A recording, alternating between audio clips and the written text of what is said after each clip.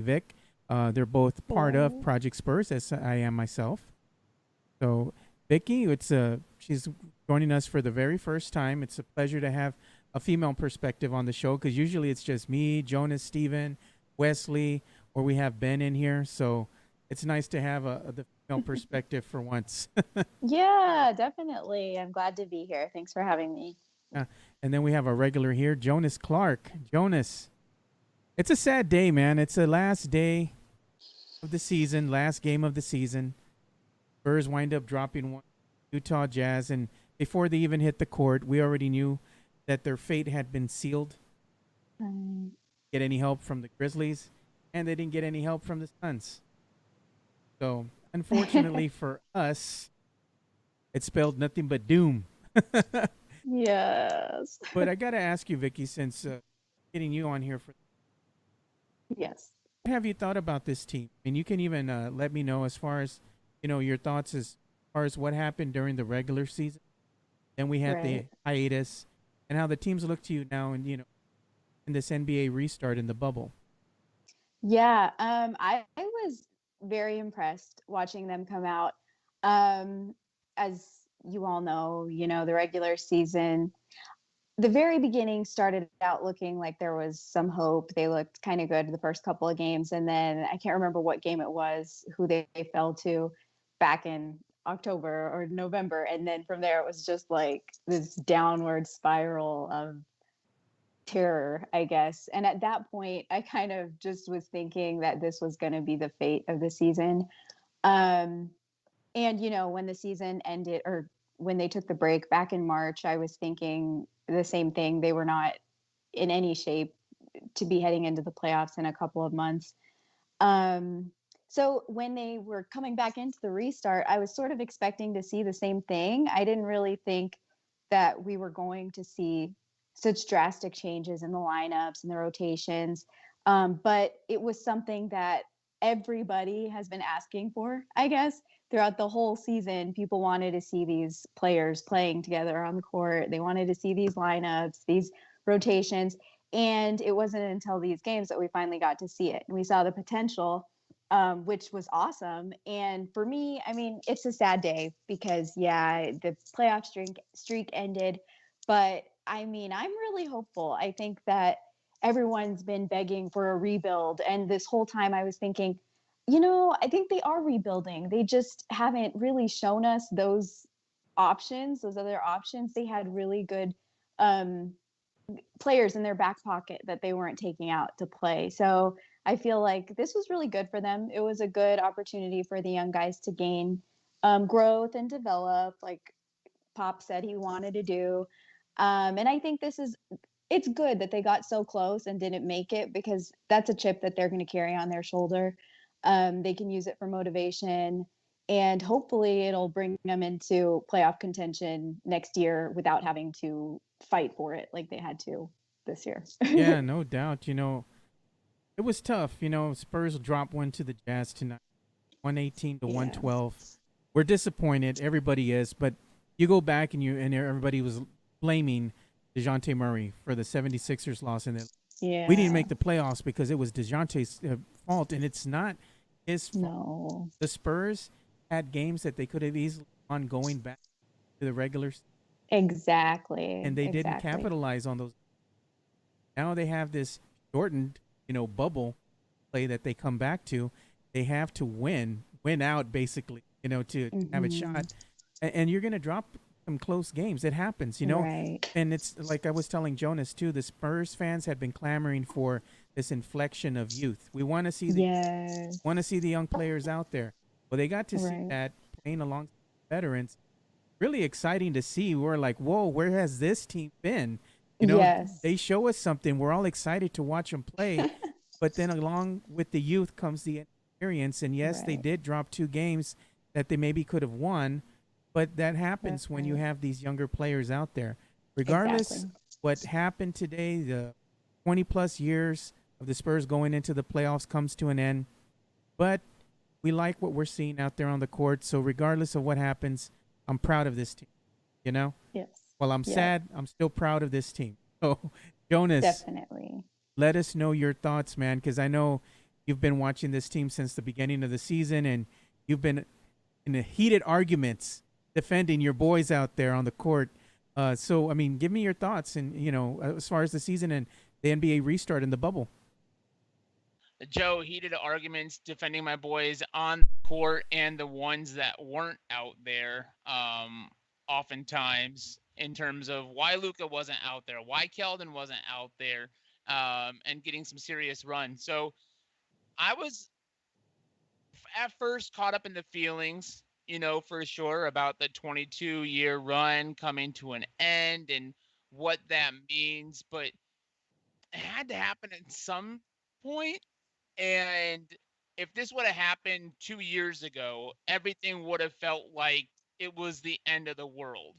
But when you look at where this team is now, you can see the glimpses into the future for a lot of these kids, that will be the face of our franchise moving forward. We're really not tied to any one veteran at this point. DeMar DeRozan, who is widely considered our all-star by the media and everything else like that, is um, his future's in his own hands, whether he wants to stay here or not. There's a lot of valid reasons that we've seen now for trading LaMarcus Aldridge. But if you have this conversation in February and March, and back in January and everything about maybe trading LaMarcus Aldridge, my question, I always heard it, but my question was, how do you replace his production? Well, Pop answered that in the NBA bubble. And what that is it's stellar guard play, it's team defense, and it's pace, pace, pace, pace, pace, uh, which really allowed this offense to flourish, and I think gave them opportunities to remain in games that we probably shouldn't have been in, especially late in terms of the Sixers and the Nuggets game, and really every game this entire stretch, because it's come down to the final 30 seconds for the majority of it. So uh, I'm happy. I feel good. So it's I don't want to say goodbye to 22 years really quickly, like cutting off an arm and tossing it in the trash and saying I'm fully blind to this moving forward.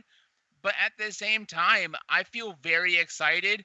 Luka Shamanic, you guys know I've been hard on him, because of what he represents, and I still believe he has a lot of developing to do. But I've been pushing for seeing him even in some garbage time, just because I wanted to evaluate where he was at. So I got brought out of my just sorrows of the 22-year end by seeing him inserted immediately into the starting lineup. That got me energized more than anything, uh, and it made this game a lot easier to watch. 31 minutes for the rookie there. Uh, he showed a lot you want to see. I thought that Derek White not being out there, Patty not being out there, this team might not shoot as well from three, and we hit 50%. So that's arguments to shoot more. 10 of 20, not beautiful, but I'll take it. So all in all, not a bad day, Joe. Not a bad day at all. It wasn't a bad day, but still disappointed. We wanted to see them go even further. And just, I'm going to go ahead and go, I guess, over the stats of the night, for one last hurrah. Kind of bittersweet here, looking at everything that's transpired as of today, because we saw a different lineup, got to see Lucas Samanic and, enter the game right away, the starting lineup playing again. Walker, Jakob Portal, he was playing with DeJounte Murray, Keldon Johnson, and for all intents and purposes, this is the lineup of the future. So it was good to see them out there right off the bat. It made everybody get really excited about what they were going to see out there on the court. Keldon Johnson played 30 minutes, 24 points.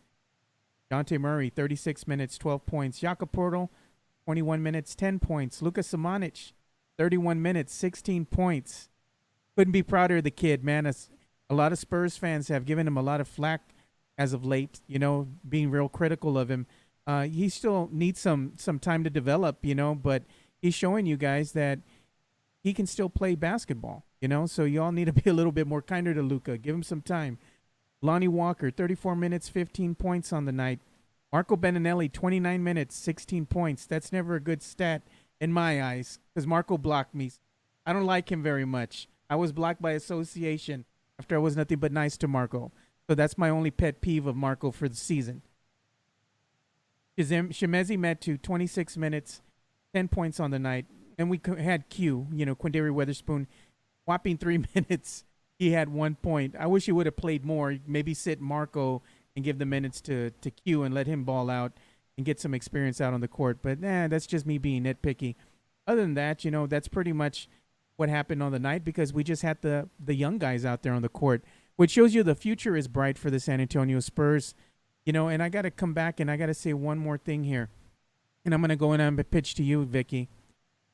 In your opinion, coming into this bubble, what player has really stood out to you? We know that the easy grab is going to be Keldon Johnson, because it's really easy for everybody to choose Keldon. But beyond Keldon, who has really stood out at you? Well, Joe, I think, of course, Keldon, like you said. Derek White was consistent and improved, of course, on his threes, which was that was pretty impressive because I don't know when he had the time to do that, not really being in the practice facility that much.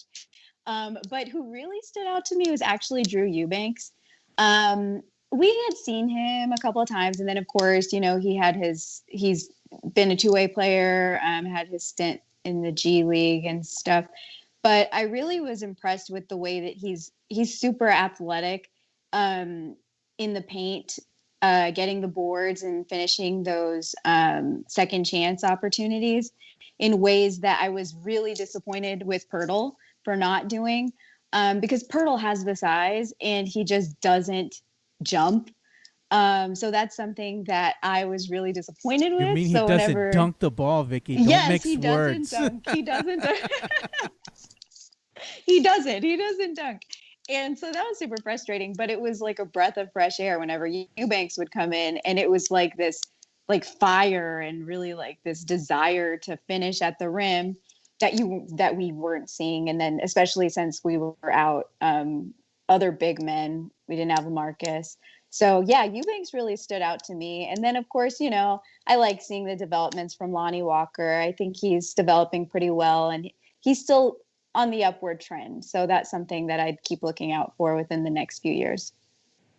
And I also have to tell you one thing too, and I'm going to get your opinion before we go and pitch to Jonas, because I'm sure he has a lot to say. I got to say too, like some of the veterans kind of surprised me. You had Rudy Gay, who was looking very old before the hiatus.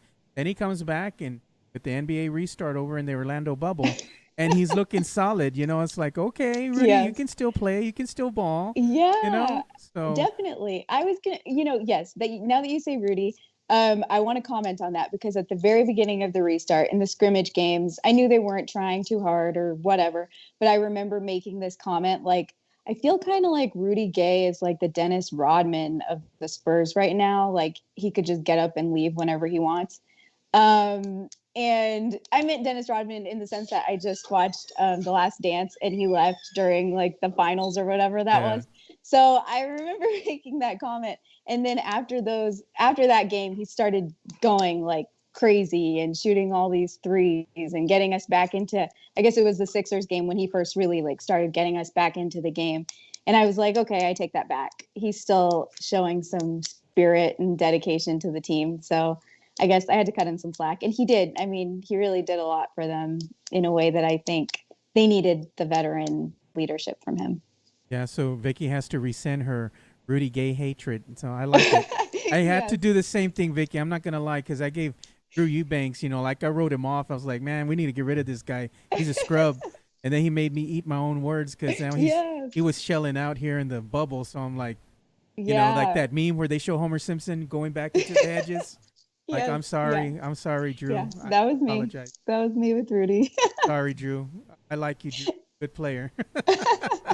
So, Jonas, I know he has a lot, not only the youth and the players that stood out to you, Jonas, as far as the go, but as far as the veterans, too, I mean, what do you got to say about their play over here in the Orlando bubble? Joe, I don't know if I'm allowed to do this, but I'm not going to name a player. I'd like to give my surprise of the bubble to Coach Popovich because he was faced with having to run a small ball lineup through this entire stretch. And you look at the teams that we had on the lineup. So we had Jonas Valanciunas with Memphis. You had Joel Embiid. You had two run-ins with the Jazz and Rudy Gobert, and you had Nikola Jokic with the Nuggets. That was my one worry when we got into this whole thing was going to be size. Can we size up with them losing LaMarcus and losing Trey? And Pop showed a willingness to adapt his coaching style. Um, One thing was that was very noted during this season was that while we were efficient from three, we didn't shoot enough threes, and you just saw the the willingness for Pop to let the kids go out there and put it up there. And he even had a quote the other week where he said, "I want Derek White shooting more threes. If he's gonna hit at a 40% plus clip, 47%, I want him shooting more. He's not shooting enough at this point." So I'd like to give my surprise at the NBA bubble to Coach Popovich. Everybody was ready to write him off. The last 2 years, we've been hearing he's too old. He can't adapt to the modern NBA. We're going to have a very young roster coming up. How is he going to be able to impact these guys and coach them up? And you saw it. You saw it. 5-3 through an eight game stretch in the NBA bubble, and he got DeMar DeRozan to buy into a secondary role and to be a fourth quarter savior. Yes, he found an extra dose of Manu's grandpa juice to give to Rudy Gay there, and unlocked what he could do. And then Keldon Johnson. How many? And it's not just. I mean, Keldon's a great player. Seen that the entire season in Austin, right? But the coaching moments where he would and the camera caught a handful of them, but I don't think it caught all of them. Where it's a free throw opportunity for us or the other team, and he has Keldon over there, and he's in his ear, coaching him up, and then you see him respond, react, take what he learned from Pop during that moment, that coaching moment, and then go out and make a play that made a difference in the game. Not maybe in the result of the game, but in that moment, whether it was an extra hustle on defense or an extra drive to the basket and take control where he needed to take over. He got the guys to respond. That's a coach. That's a coach. This was not an easy opportunity by any means for the Spurs. You could see, you've seen the percentage numbers. I think we had maybe a 4 or 5% chance to advance to the bubble, and it came down to game number 8, and it took two other teams winning to knock us out. I think that we would have won tonight's game. You got to see what the youth could do and how they responded to his coaching tonight with a G League roster of guys against an NBA team and an NBA All-Star and Donovan Mitchell. I understand they didn't have Gobert out there, but that's still a lot of talent. And this is a playoff team.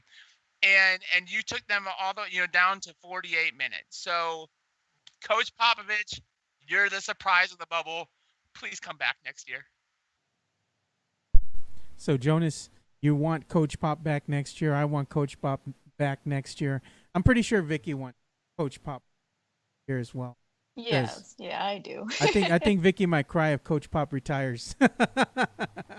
I would Right. definitely cry. It'd be like your grandpa retiring or leaving or something, right? Yes. Yeah, no, I couldn't deal with that.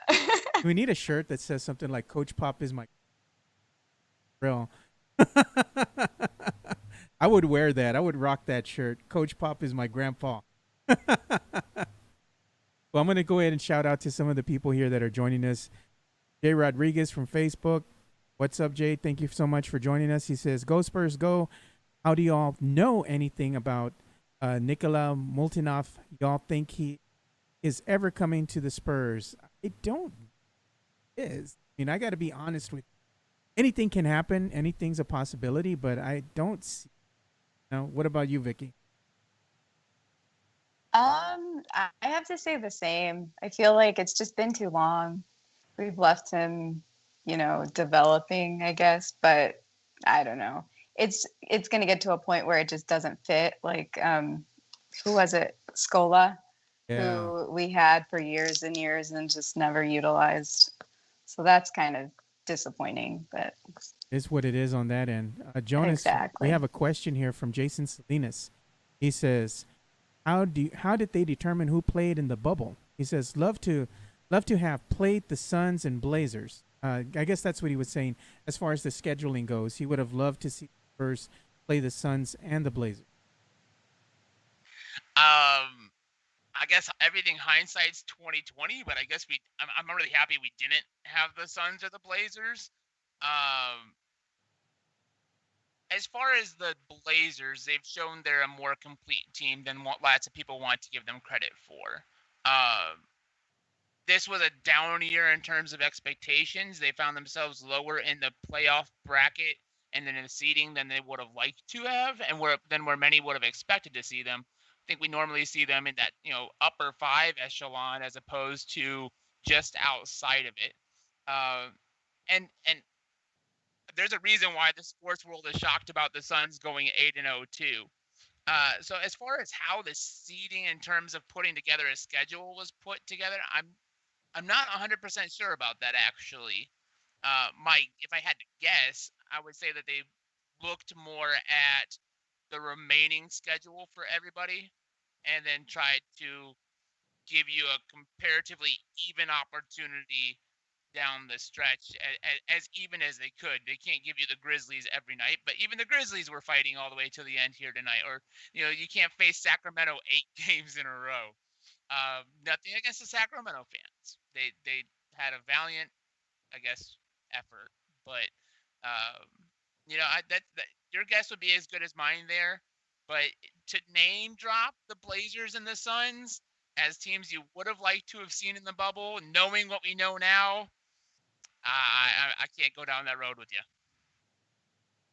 Yeah, so I kind of on the fence with you there. It would have been nice to see the matchup, but I think we all would have pretty much know what would have happened at that juncture, and it would have gotten out of hand pretty quickly.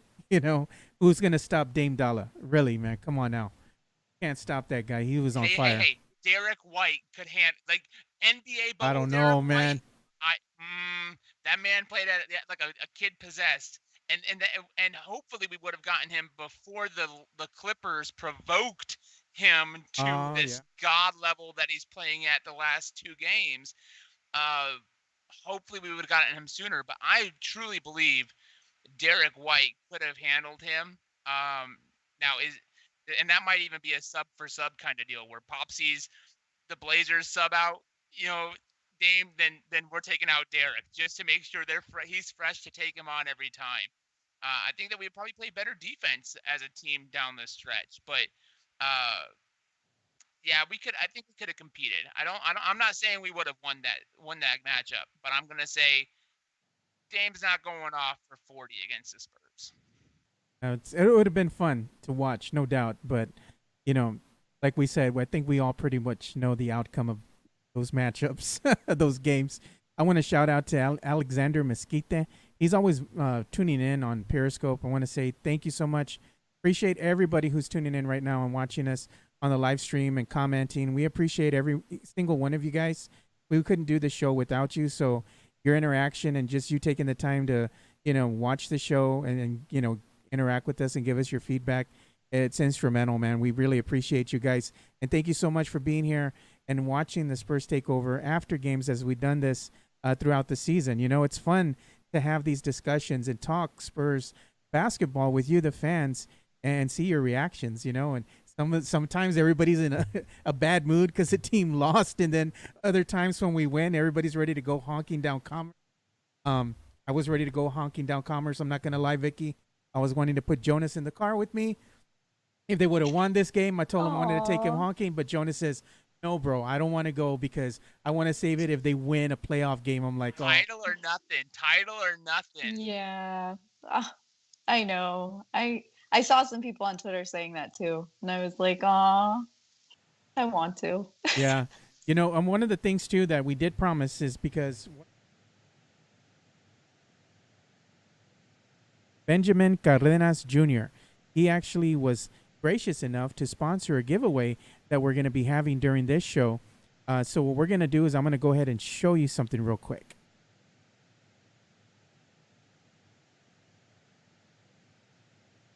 Give us some autographed picture of one DeMar DeRozan.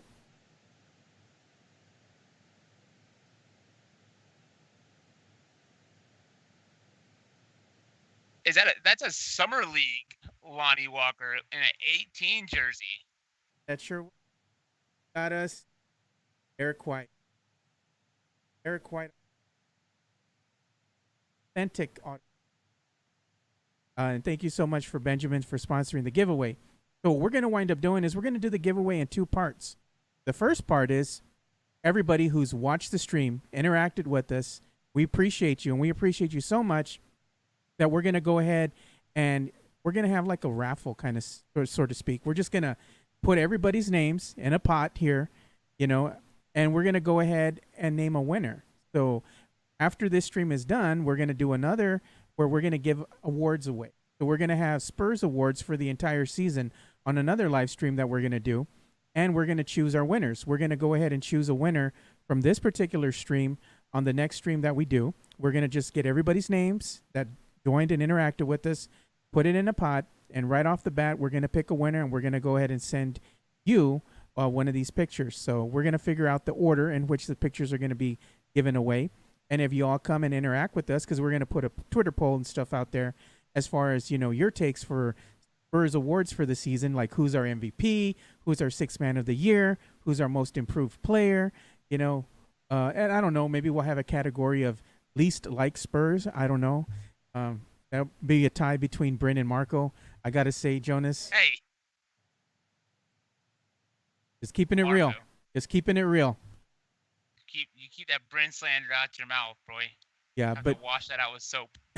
but we're gonna wind up giving out an autograph picture to one of you guys out here that are always interacting with us. So that's gonna be fun. Maybe we can have Vicky return for that other show.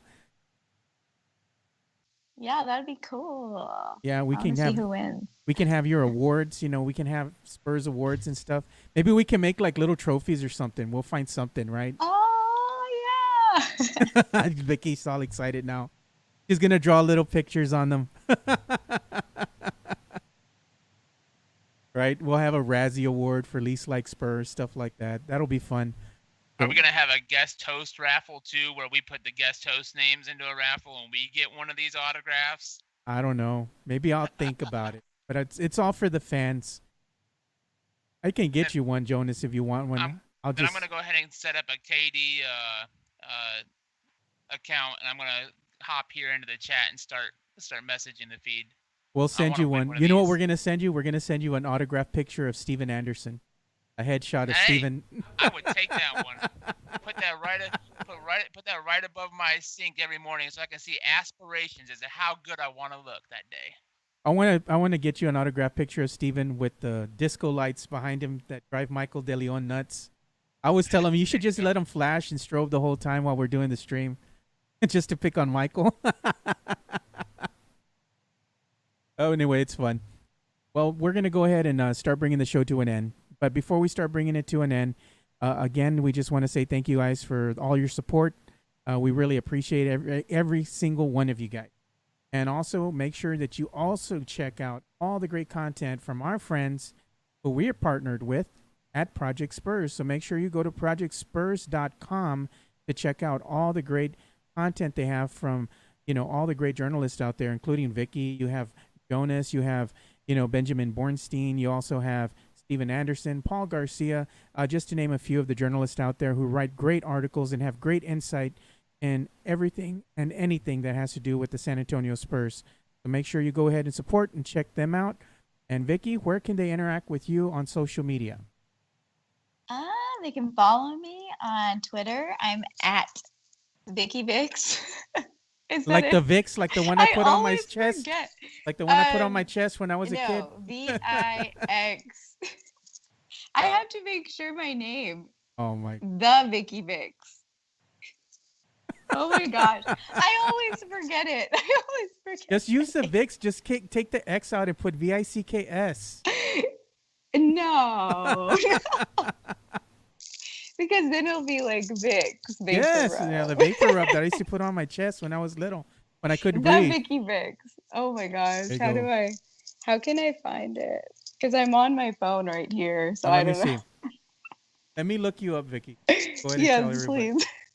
You always do this, Vicky. You did this I last time do. with Steven too. I know. Like I Vicky, need give to. your Twitter handle. I don't know what it is. I Okay, forget it. I already looked up Vicky's Twitter handle. Following. Yeah.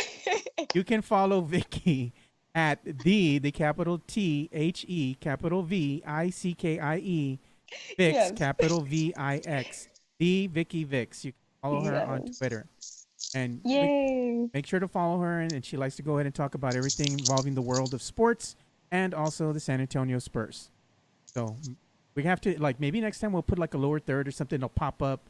It'll be like in big Yeah. letters, Vicky Vix. Yes. Yes, there you go. I'll write it out next time and make You sure should. to. That would be fire, Vicky. Yes. Make like a little postie or something. You can hold it up. You know. Yeah. I like Yes. it. I like it. I'll do that. I'll do that. And Jonas, where can they reach you on social media and interact with you? Well, Joe, if you're on Twitter, do you want to read mine too? I can. I'm on Twitter. Yeah, go for it, man. I think you got it.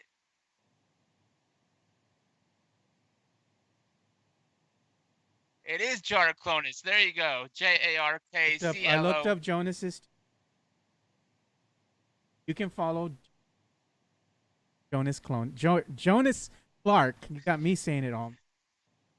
At Jarclonus, which is JARKCLONAS. And Jonas is a big, big fan of Lord of the Rings and anything medieval. Like he's all into that medieval stuff. So if you want to talk sports or you want to get into some of the nerd jargon with Jonas, he's here for it. Make sure you go and hit him up and also give him a follow on Twitter as well. And let me just read some of these other comments that come in. Manny Jimenez, I'm sorry, joining us from Periscope says, great season. Yes, it was a great season. Frank Ramirez, thank you so much for always supporting and always interacting with us. He says, no problem, #1 Spurs fan out in Orange County, California. Represent from Cali. I used to live in Cali when I was a kid, so I got a lot of love for Cali. Jason Salinas, Vicky Vic sounds like an 80s San Antonio pop sing. Oh, no. Vicky, I I'm think the Robin Sparkles of San Antonio. maybe you should dress up everyone. as Jem for the next one. Yeah. Put on the glitter wig and everything. Yeah. The Okay. high pony. Somebody says my audio's cutting in and out. Maybe because I'm talking too loud. This is Chris. Chris Galler is joining us. He says, your audio's cutting in and out. Sorry. It's probably because I was talking too loud. Well, anyway, we're going to go ahead and bring the show to an end. I think we've had too much fun already. So for Vicky Vix with the X, EIX, not EICKS, and Jonas Clark, Joe Garcia, thank you guys for watching another episode of the Spurs Takeover. We appreciate you guys. Great season. We look forward to next season. And like we always say, spread the love, stop the hate, and be kind.